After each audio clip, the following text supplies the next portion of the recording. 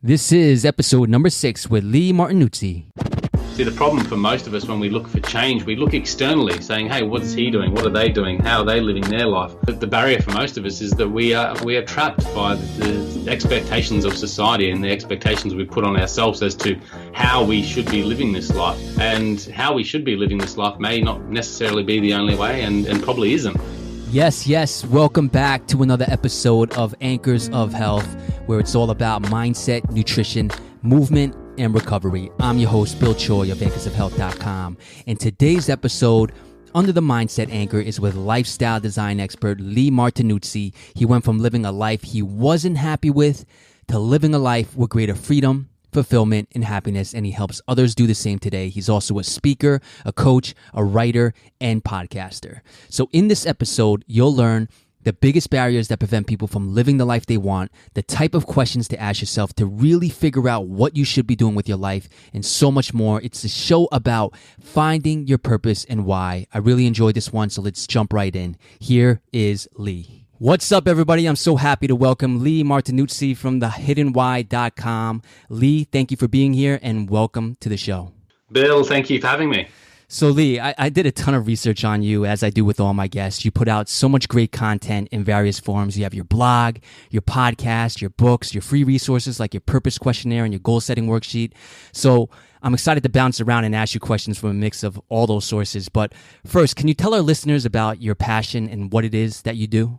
Yes, I can. My passion is really to help inspire others and teach others how to live a more free, fulfilled, and happy life. And it might sound a bit cheesy, but that's really been the path for me. I've gone on a journey where I've created a life that I didn't really love that much to a life that I really love. And I believe there is that opportunity for all of us to live that, So that's really what I want to do. And it really stems to, removing the suffering from our lives and really finding that deeper sense of happiness and content with what we've gotten and just to enjoy this experience for what it is. I don't want to have to get to an old and grey sort of state where I've just looked back with regret as to how I've lived my life. I really want to live my life as fully as possible, and that really means living it according to my values, to my why. So that's what I do. Right. So you inspire people to live their lives with greater passion and purpose. So this idea of following your passion, you actually talked about this in your podcast episode 360, where you said it could be kind of trendy to say that. So what are some of the myths or misconceptions surrounding this idea, and what does it really mean to live your life with greater passion and purpose? Yeah, look, it comes in a couple of sort of folds or contexts, I suppose. But really, for me, if you're not passionate about life, that's really going to bring you down. It's going to cause a lot of your suffering. If you don't really enjoy getting out of bed and welcoming the opportunity of this experience every day, then what sort of life is that to live? So I think if you can find things that you're passionate about, just injecting some passion into your life, into your daily routines, you can really start enjoying your life more and then just enhance that experience that little bit more. And even if you create, a 10% greater experience from your daily activities, just by doing something that you're passionate about, that's going to dramatically impact the results. And for your listeners that are focused on health, certainly that's where it all starts from, is really just enjoying the experience. And that's where you can start really becoming more healthy as well. So I think that's one area where it's really important. But the trend is out there that says, hey, you can just follow your passion and you can be a multimillionaire and move to the Caribbean and live a great life. And it's a little bit of a, false sort of misconception. It's not necessarily impossible. We can do that, but is that really what you want? Don't get trapped in what other people are doing and their messages. People will sell anything based on the idea that you can make millions of dollars or make money, or if it's related to health, if it's related to love. These are three of the biggest searches on Google. So if there's a hook with one of them promises, you'll jump on board of it. But following your passion is really, it's not that easy. It is hard. Passion derives from a term called pati, which means to suffer. And you'll notice that when you follow your passion, you go above and beyond. You do whatever it takes to pursue that passion. And that can sometimes be painful. You're just starting a podcast right now. You've got another baby on the way. There's a lot of work in starting and setting up a podcast, including the interviews and including the times where you have to, schedule your time to wake up extra early, like at 2 a.m. in the morning, to interview someone that you really want on your show. And when you're doing that, that's, certainly painful, but it's something that you're passionate about. And so you pursue that. So there's just don't get caught in the traps of, hey, this is just a beautiful dream, and you can just start, taking, pictures of people and set yourself up a beautiful life. There comes work, there comes struggle, there comes pain and challenge, and I think that's what we've got to be mindful of. Right. No, that's excellent advice, and you're really providing us with realistic expectations of this. Now, I want to get into your backstory of how you got to where you are today, and I want to start from that place that many of our listeners might be in right now. So you're in this corporate job, things are going well, but something is a little off. Can you walk us through this period in your life, what it looked like, and then how you got to where you are today? Yeah, sure. Look, I sort of got into the corporate arena by accident. I studied at university like most of us do. I thought that was, the best path forward to, securing a good job after it. And then I just decided to travel after university. I was wanting out of there. So I did that for 4 years, and then, just got into this job in corporate. And it was great. Look, there was a lot of reward in that. I learned a heck of a lot about myself and about, leading people and managing people. So all that was very cool. But it slowly dissipated, and I certainly found myself wanting to have a greater sense of freedom. And I wanted to be close to my family as well. So I made a move from one company to another. And at the time, it seemed like a very positive move. I was a founding member for a new startup, big business in Australia. And so I joined that team and started off really great, but then it sort of fell apart. The management fell apart, and certainly I was exited from that business, not by choice, but I certainly was wanting out because I just didn't feel right there. It didn't suit, my happiness. It wasn't free. I was in a retail business, so usually that meant working nights and weekends. So I was very restricted. I was in management as well, so that obviously restricts the amount of free time you have as well. So I was certainly craving more freedom and just wanting to make that transition. And certainly the culture shifted in that business. And I wasn't really happy about that too, because I was a founding member, and the culture we set up was specifically in one direction. And once that started to change, I really thought that was pretty poor from senior management to allow that change to happen, because it wasn't conducive to the direction the business wanted to take. And ultimately that business, multi-million-dollar business, has gone bankrupt and folded. So yeah, I just wanted that sense of freedom. I always thought freedom was what it's all about in life, and I like that ability to just be independent and be able to do what I want when I want it. I'm a hard worker, so that's really what drove me to that change, and just to really connect and do something that I really wanted to do. I didn't want to have to be at command of the boss and work for someone. I've never been a good employee in that sense. So I really wanted that sense of freedom as well. So that's probably what drove me to start the change in my life. And what would you say was the biggest barrier that in your way from achieving this life that you wanted? I think for most of us, the biggest barrier from making the change is just finding the courage to commit to the action. That first step to walk away from it. The barrier for most of us is that we are trapped by the expectations of society and the expectations we put on ourselves as to how we should be living this life. And how we should be living this life may not necessarily be the only way, and probably isn't. So there's opportunities to change that. So I think the barrier is the trappings of our own lives that we've set ourselves up within, and the trappings of society. And that means, what happens if I leave this job and fail? What will I have to come back to? I've got a mortgage to pay. I've got family. I had a child on the way, and I had 2 or 3 investment properties at the time. So it was certainly the question about how can I support this going forward in this style of life. I mean, I need this house, I need this mortgage, I need this car. I've got a family to feed. What if I change it and it doesn't work out? What is that going to cost myself and the family? So I think that's the biggest barrier, is just that mindset about what is possible and what are the opportunities, and the fear of failure. I think they're the sort of few barriers that we will have to face when making those decisions. And certainly I can give you some advice on overcoming them as well. Yeah, we'll definitely jump into that. But I want to stay around this topic for a little bit. So, I think a lot of people on this that are listening to this could resonate with what you're talking about. Those things that you were feeling in that corporate job. And when you look at the stats, and this, about 60 to 80% of people are in a job they're not happy with. I mean, you already touched on some of them, but what do you think are the root causes of this unhappiness? The root causes are just the way we set up our lives. We live so disaligned with what's truly important to us. And I think that's what causes most of our suffering and most of our discontent with our lifestyles.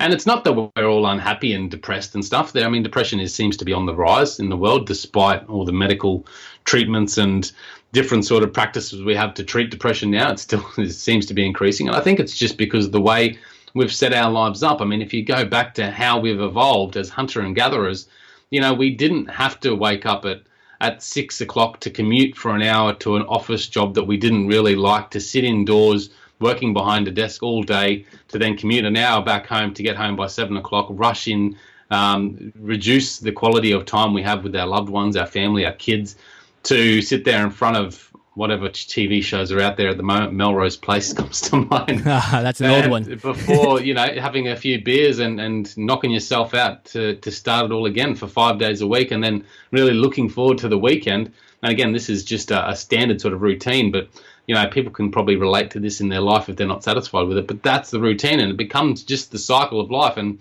because we're so poisoned by this suffering, we have to seek out pleasure. This is the way society's set up. Hey, buy this. Do you need more?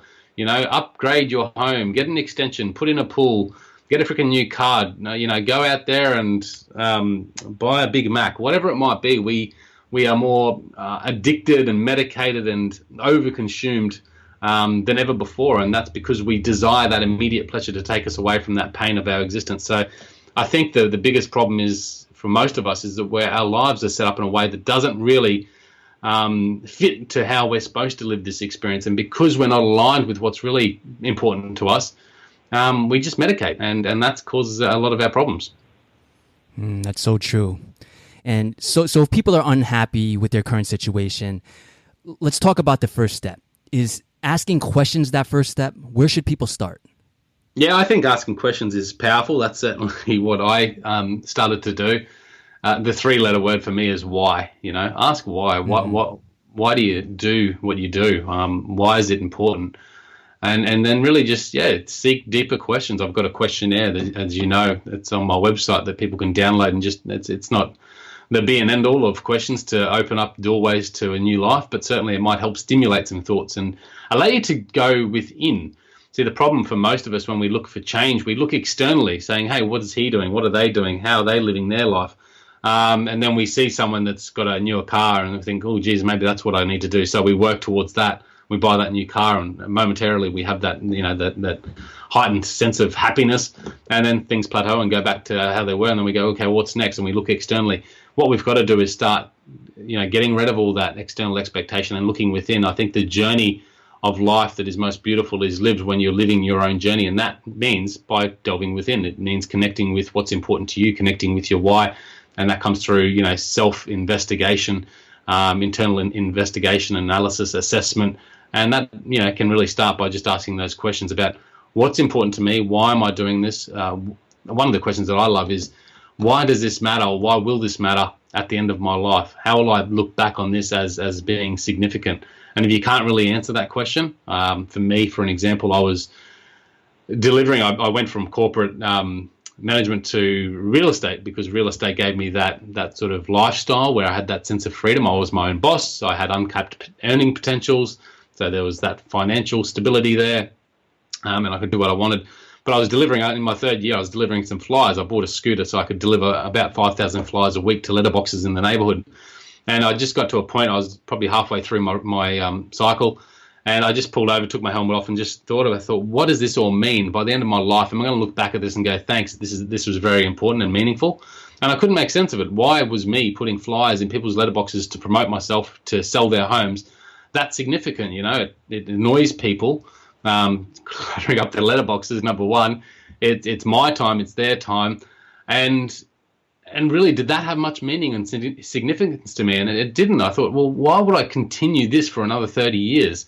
And potentially look then back on it with a sense of regret. And look, I had a great job and I enjoyed my career, but there was obviously something about it that didn't give me that sense of fulfillment and joy. So, when you look at your life and say, well, what am I doing and why is this really important? If it doesn't really align you with what's important to you, then perhaps you need to pursue something else. And I think, if you're not really happy, again, going back to your question, it starts with, going within and asking yourself those questions.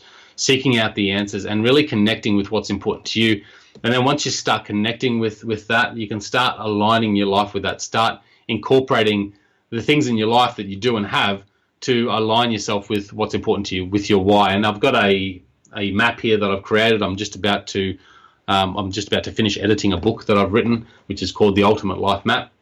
And part of it is the life compass. So it really helps people. This is what I work with people one-on-one to do, is really help connect them with a life compass. So that's connecting with them with their why, what's important to them. And that comes through, understanding their values, understanding their needs and desires, understanding their dreams and passions, and understanding their skills and talents. And once we have just a basic understanding, we don't have to have it perfectly figured out, just a basic understanding of what it is, then we can start taking more purposeful action, which is about the alignment of life to our purpose, or our life to our why.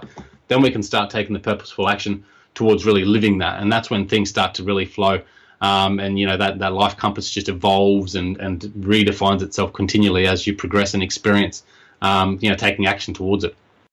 That's fantastic. I love everything you just said, because asking this why question is just so important. And let's just stay there a little bit, because I looked into your Discover Your Why Life Purpose questionnaire.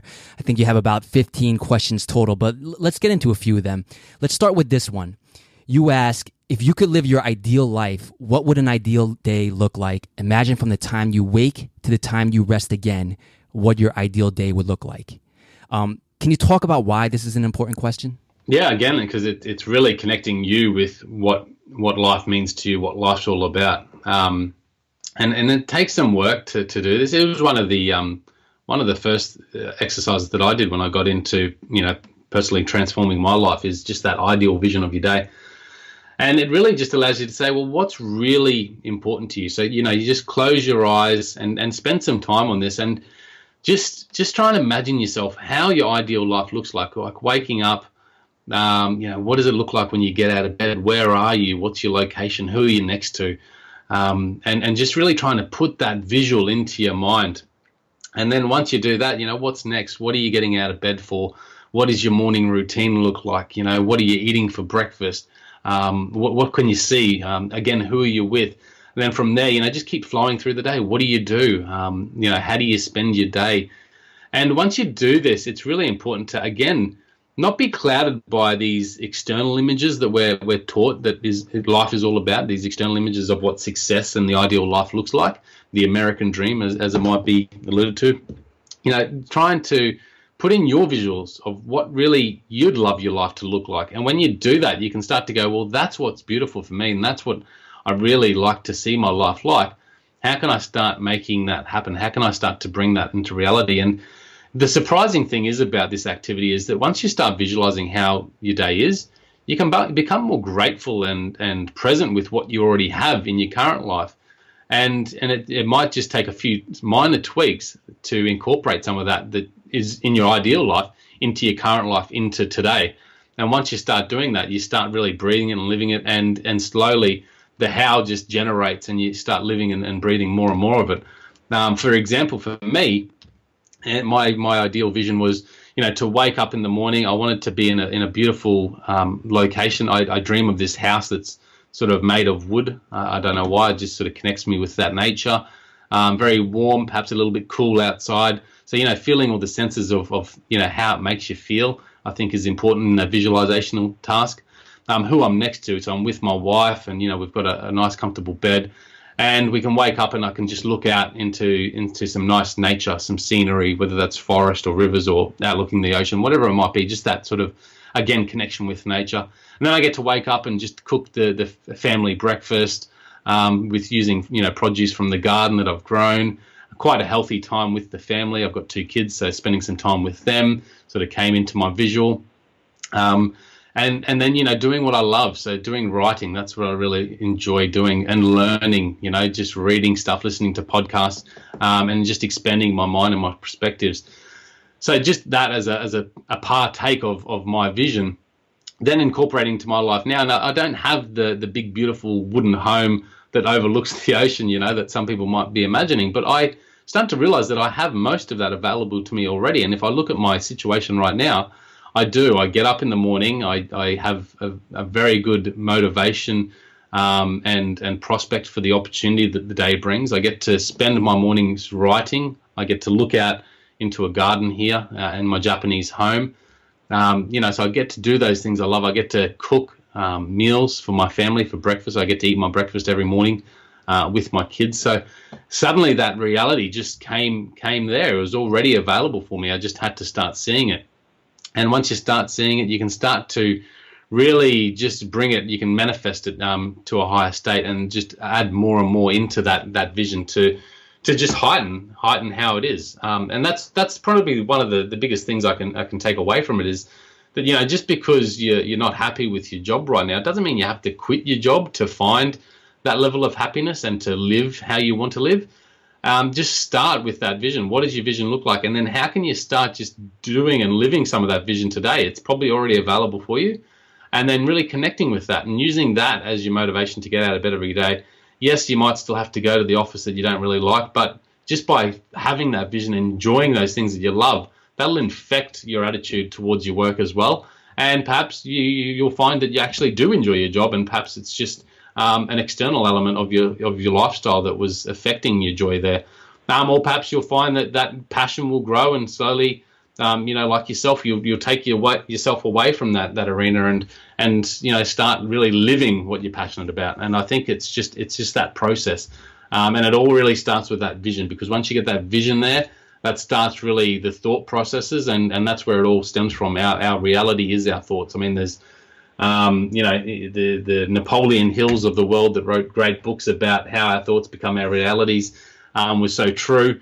And now we actually have science that shows that, it all starts in the mind. And if we can just become the masters of our mind and control, the mind, we can really affect the reality we live.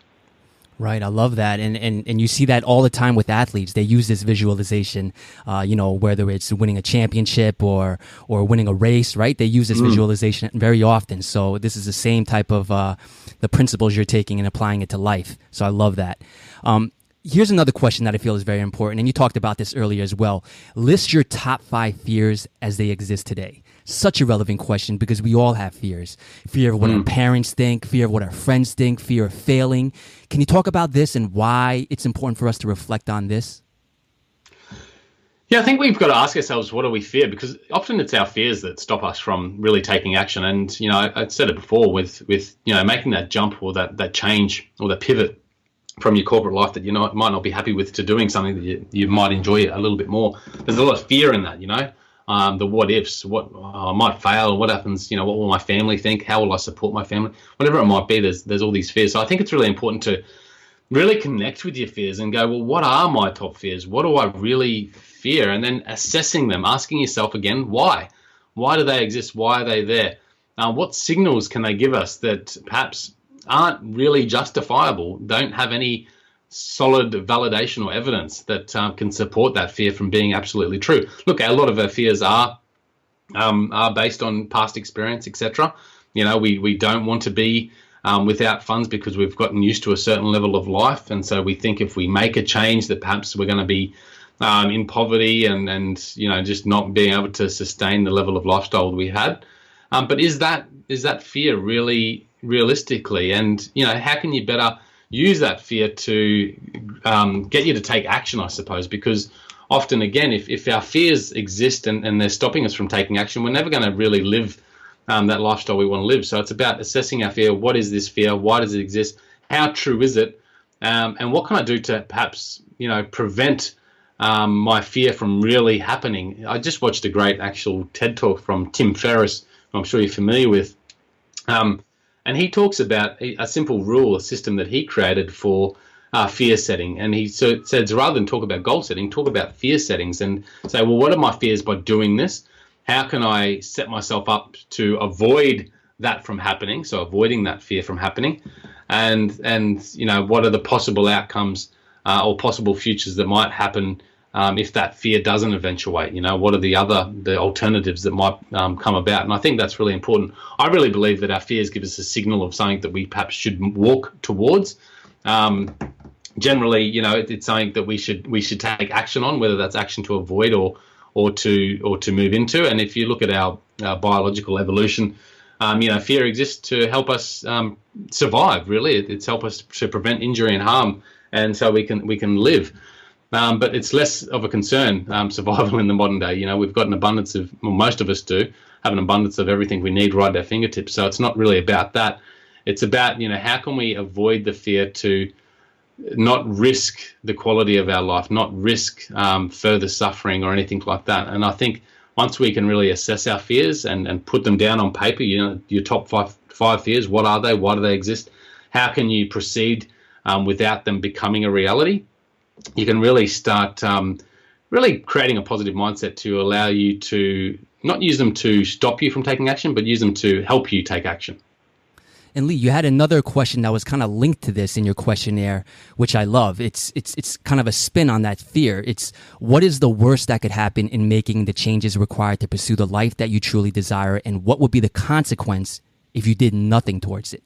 Such a great question that provides so much clarity and perspective, right? So, and this is one that I think that really gets people to take action, because it's like, what is the worst that can happen? And when you kind of put that down on paper, you can see, you know what, it's actually not that bad. So can you talk about the significance of this question? Yeah, they talk about worst case scenarios. So it's really, whenever we're making a decision, we have to look at the possible futures. What are the probabilities of certain events occurring? And if we can look at all the probabilities, we often look at the ones, if I take action, I might fail and whatever that fear is. And we look at that, and that sort of stops us. But look at all the possible futures of a possible course of action. You might fail. You might, if it's public speaking, for example, you might be, you might stumble in your speech and be laughed off the stage. But what is the worst that could happen? I mean, is that the worst that could happen? And what I like to say is, take yourself beyond that. Okay, well, I get laughed off stage and get kicked out of the club, never welcome back again. It might sound ridiculous, but take yourself there. And then what happens from there? Your family sort of are disappointed with your efforts and that you failed, and they kick you out, and suddenly you're on the streets. And, how can you just keep going to how bad could that situation really turn out by you taking action? That you're living on the streets with absolutely no money. Like, by taking action, is that really what could happen? And if that is possible, then is your initial fear of what might happen really anything to be put off by? And again, it might sound ridiculous, but the ridiculousness of our fears sometimes will make us sort of look at them and go, really, it's a silly fear. Yeah, if I do get laughed off the stage, it's not really that bad. It's not the end of the world. And that might just give us the motivation to take a little bit of action. And I think certainly we often look at the fears that put us off taking action, but what happens if we don't take the action? What are the consequences then? If you really want to get up and become a speaker and you really find joy in it, if you don't take the action because that little fear that you might stuff up, or you might fail, you might get booed off the stage is present, what is the consequence of you never getting on the stage in the first place? And how will you feel about that at the end of your life? When you look back and go, geez, I just never got on that stage, 30 years ago, and I always wanted to be a speaker, and I've never really fulfilled that passion of mine, that dream of mine, and that will eat you up more than anything. The little fear in the moment right now, that'll eat you up more than anything. So I think that's one, powerful way to look at your fears, is take it beyond what you currently fear to the worst possible scenario you can imagine, and that will make the fear that you currently feel less heavy. It'll make it feel a little bit more light and perhaps less serious. And then look at the consequences of not taking action. And I think that's really important to help us, overcome the fears and just take action and go with it. Because at the end of the day, you can quit your job, and I don't suggest you just quit your job. But, if you're really not happy, just take some changes. Think about what you want to do. Do the planning, do the work necessary. Don't just go out on a whim, but really put some effort behind it. And you'll probably find that it's not going to be that bad. You're not going to go into a point where you're on the verge of death. And you can probably make things work. But, don't just take it willy-nilly. I think, spend some time planning it and putting some effort to do your research, etc. And then go with it, go with it. I don't think it's going to be as bad as you think it might be. And certainly that's the experience I've had. Right. So, so we asked a bunch of questions. People are looking within, and they're kind of reflecting on all of this. So can you talk about what people should look for as they reflect on all these different questions? Is there certain patterns or some certain commonalities that they should look for? Yeah, again, I think it's just a self-assessment. So it's really, looking within and saying, well, what are these questions bringing up about myself, about who I am, about my situation, about what's important to me? And again, I mentioned that at the start of the questionnaire, is to really spend some time on it. And when you're answering the questions, don't answer it from a place, again, of how you've been conditioned. I think we're all conditioned to believe and respond in a certain way. Really go beyond that and sort of go a little bit deeper and go, well, is that really how I'd answer this question? Is that really true for me? Is that really what exists? Or is there something else there? Is there something deeper? And just really search it out so you can really connect with who you are and what you want and what's important to you. I think that's the commonalities behind all of them, is really just allowing ourselves to explore who we are and what we desire and what our passions are, what our fears are, to help us understand about what we really want from this experience and what we really want from this life. So then we can go about, putting in some actions, making a plan of action to incorporate some of it into our lives and to really help, change that path that we're currently on to a path that's more our own and more aligned with what we desire. So we can be, again, more free and fulfilled and happier about our existence. And do you have any strategies on how people can kind of push them towards taking action? Because that's the part that people get hung up on the most, right? It's actually doing the work. Oh, absolutely. You'll never, it's nice to have dreams. It's nice to have visions and all that sort of stuff and connect with your why and, hey, this is who I am and this is what I represent. That's all very great. And that can give you a good bit of confidence about your life and even a sense of happiness as well. But if you don't take action, nothing of it will become true. And there's a difference between confidence and competence. And competence is confidence with experience. So once you start taking action, then you start to really experience your why, what you think you value, what you think you want, what you think you need, etc. And once you start taking action on that, that'll help define and clarify whether that's true or not. And if you start taking action and it's really not sticking for you, if you can't really find the momentum or ability to sustain the actions, then probably it doesn't really mean much to you. And you see plenty of people do this. They go out there and go, oh, I've got this great dream. I want to buy this car and get this house and I'm going to do this and I'm going to work really hard. They go out there all motivated and pumped up, and then they start, and when it gets a little bit difficult, they give up.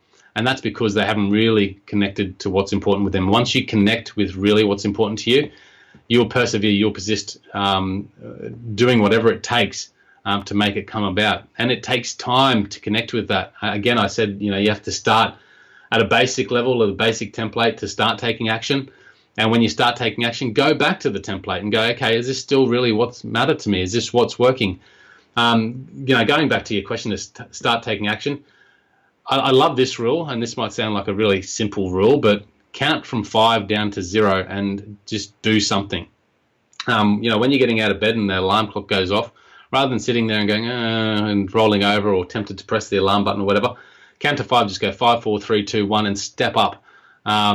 Take action. And that's sometimes what simply we have to do. We just have to say, no, I'm just going to start now, because we procrastinate. We let ourselves off the hook a lot. We find ourselves making excuses. We become the passenger to our mind, and we allow the mind to control what we do. Once we start to control our mind, once we start to dictate how we want to live this life, then we have more power. And in that, there's a lot more freedom. I think, who was it? Tony Robbins said to me, he goes, the biggest thing for him that gave him the success was being in control, being in charge, being the captain of his ship, as he might say, being in charge of the mind. And once we have that control, we can really allow ourselves to start taking the action and stop making excuses. When you feel like, I just don't feel like going for a swim today, that's just your mind trying to dictate your terms. No, go back to why you really want to go for a swim. Go back to why that's such a great opportunity, why you get the opportunity to go for a swim, and then count to 5, 5, 4, 3, 2, 1. Let's start. Let's go, and do it. I'm a swimmer, and that's why I use that as an example. But I swim twice a week, and sometimes I just go, oh, you know what? I'd rather just not do it today. I've got to do this and this. I'm too busy. But that's just excuses that my mind's making, and that's not when I'm in charge. I've got to be in charge, and I know how important swimming is to me. It makes me feel good. It frees up my day. And so I commit to it, and to take action is really just by saying, this is why I do it. Again, asking yourself in that moment, why do I do this? Why is this important for me? And then count yourself down and just start taking action. You will connect with the the ability to take action will be highly related to your motivation, and your motivation really connects to your why. You know, if you have a really strong why, this is why I really want to do this is why it's so important to me, there's an obvious reward from taking action. So once you connect with that and you can see that reward, you'll be able to take action. And then the next step is to really be able to persist in the action. And if your motivation is not really there, if the why is not strong enough, you might find yourself not being able to persist that easily. And that's okay. You know, not everything that we think we desire in life is what we really desire. So go back to the drawing board and say, okay, well, this wasn't quite right. What is it? What was missing? And don't give yourself excuses just to give up. You know, it might just mean you have to just push through and work through the pain for a little bit to find the beauty on the other side. But if it's really not working, go back to the drawing board and reassess it and say, okay, well, what's really important to me? And then go out again, take some more action, experience some more things, experiment with life. And once you find that connection where the experience of doing, the process of doing is really enjoyable and bringing you fulfillment, you'll be able to sustain a lot more ease. And certainly, you know, that just takes trial and error sometimes. It takes, you know, a little bit of commitment and elbow grease, and you certainly have to do the work. But you won't be able to persist no matter what if you don't really enjoy what you're doing, if you don't feel the motivation to do what you're doing. And I think that's really important to have that in place. And again, it takes continual work and involvement of the why. Great stuff. And finding that why is what this show was all about today. If you want to find out more about living your life with greater passion and purpose, go check out his website at thehiddenwhy.com. Links to his podcast, his blog, and all his social media accounts are there. Leigh, it was a pleasure having you on the show. Thanks for coming on. Thanks for having me, Bill. It's been an absolute ball. There you have it. We really dug in deep on this topic, so I hope you're going to walk away thinking about your purpose, thinking about your life, and really asking yourself some of the questions we discussed today. And as always, everything we talked about is in the show notes, so go check that out at anchorsofhealth.com/6. So that's it for me.